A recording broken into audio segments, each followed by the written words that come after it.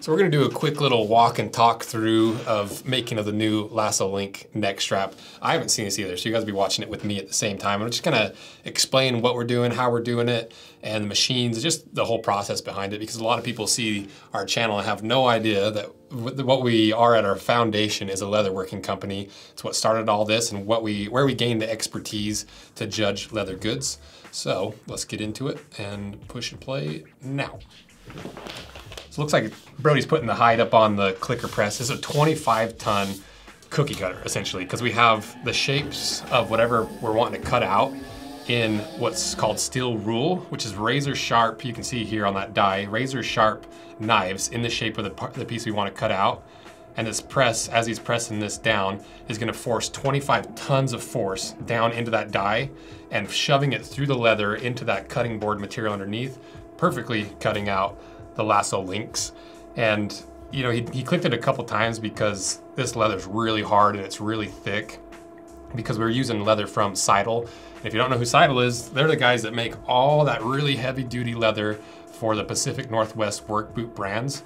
And I just really like the way that it holds its shape and its strength. And so when it came to making our camera harness and neck straps, that's the leather I wanted to use.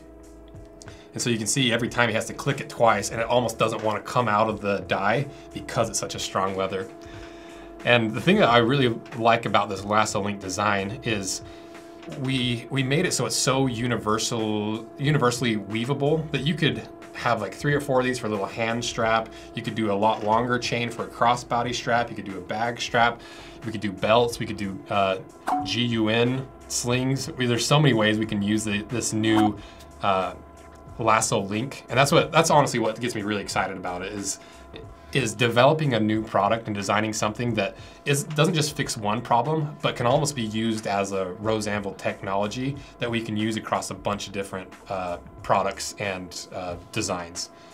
And you can see Brody was popping out all those extra cutout bits, because the die, because that leather's so hard, it gets stuck in those little feed through slots, and if for whatever reason they're not passing through, they get built up and it ends up blowing out the die. So we're gonna have to kind of go back to the drawing board with these dies after the initial batch, because they just don't work exactly how we want them to. And right now, you know, a clicker press that he's using on this second die is kind of your second tier of equipment for leatherworking. First tier is, or tier 0 is just cutting it by hand. Your second tier is like having templates or having somebody else cut them for you. And then did I say first tier? Whatever. First tier is having someone cut it out. Second tier would be like a clicker press.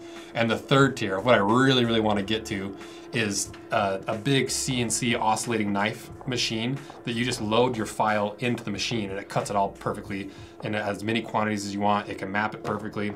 That's the machine I want. But you can see Brody's here using that hatchet, that clicker hatchet that we fixed up on the Rose Anvil Builds channel as well. So if you haven't seen that, go watch that. It's kind of a cool little tool restoration video. And we actually use it every day. Josh and Brody use it to do exactly what you just saw them do.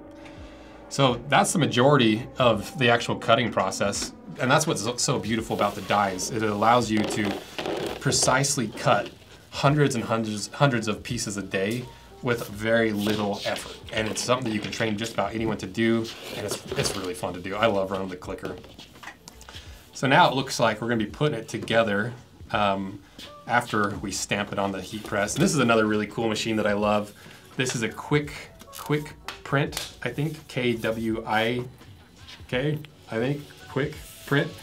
And it's just a really old school cast iron like machine that has a lot of really beautiful components on it, and it's all brass. The head is all brass, so it heats really evenly and at a predictable speed, and so that then you end up with a really nice logo stamp in there. And you can see they've created a little cardboard template, a temporary cardboard template, looks like, or maybe it's MDF, for lining up the stamp perfectly every single time, because that's one thing that is the worst, is just trying to get those stamps to line up perfectly. So we have a little acrylic templates that line up perfectly. So now we're putting it together, and you can see Taylor's putting on the first link onto the starter strap that he just pressed with the Rose Anvil logo. And these are not easy to put together. They're surprisingly difficult. You know, the easier and faster way to do this product would have just been to make a straight strap.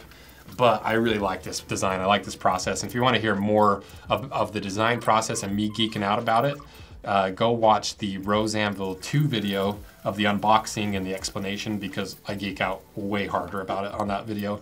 But you can see now he's weaving on all those lasso links individually. And the way that you do it is you take that teardrop end, bend it in half, and feed it through that rectangular hole. And my favorite thing about this whole design is if you look at how these pieces line up, there's really only one way to get that teardrop to fit through a rectangular hole, and it has to have the exact right dimensions on the outside and at the top and on the bottom to get it to where when you bend it in half, it fits in perfectly into that rectangular hole, slides through and around, and you can pop it through. If it was any bigger, it wouldn't slide through. If it was any smaller, it wouldn't give you the right strength. So there's really only one shape you can do for this particular design for that teardrop end. Anything else, it just wouldn't work. And that's when I love like the aspect of design, because I love when you have certain parameters to make sure. I like that when you have certain parameters that make it so you only have a certain amount of options to make a product, like wallets. I've always loved wallet design because cards are a certain shape, cash is a certain shape, and there's only so many ways you can hold those things in a compact way. And so designing wallets and trying to find new and unique ways is really, really fun to me. But now you can see he's putting on the single piece or two pieces of hardware that we even have on this entire strap. There's no stitching, no riveting, and he's lacing in that lasso tether, and it takes a solid brass buckle that weaves onto that little tether and goes through one slot. Once again, no stitching, no rivets. It's all just friction fit together, and then the tail weaves through and then back through the camera and up into that buckle. And the nice thing is it's literally as quick and easy as putting your pants on and off twice, I guess, because you have like the two buckles. And so now, you know, he's going to throw in the extra links because we set it at a pretty small setting, and then we allow, and then we have you guys adjust it to whatever length you need with the instructional video of how to like bend those like I was describing. So now before packaging, I just wanted to show you how we actually put it onto the camera. So you can see now that he's got it assembled, all you have to do is undo that little lasso tether, feed it through that triangle ring, up, back through, weave it through, connect it to the buckle, and then you basically just do the exact same thing on the other side. So now you can see how easy it is to attach to the camera and how it wears on or lays on your body and how it conforms and moves and articulates. So now that you see how it's used and how it attaches, now we're going to show you how we package it up in our little packaging area.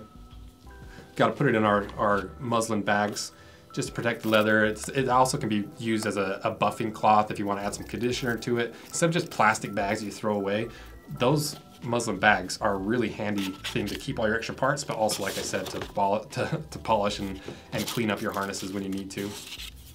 Obviously, putting the little Rose Anvil QR code in there for the setup video and any additional information that you might need.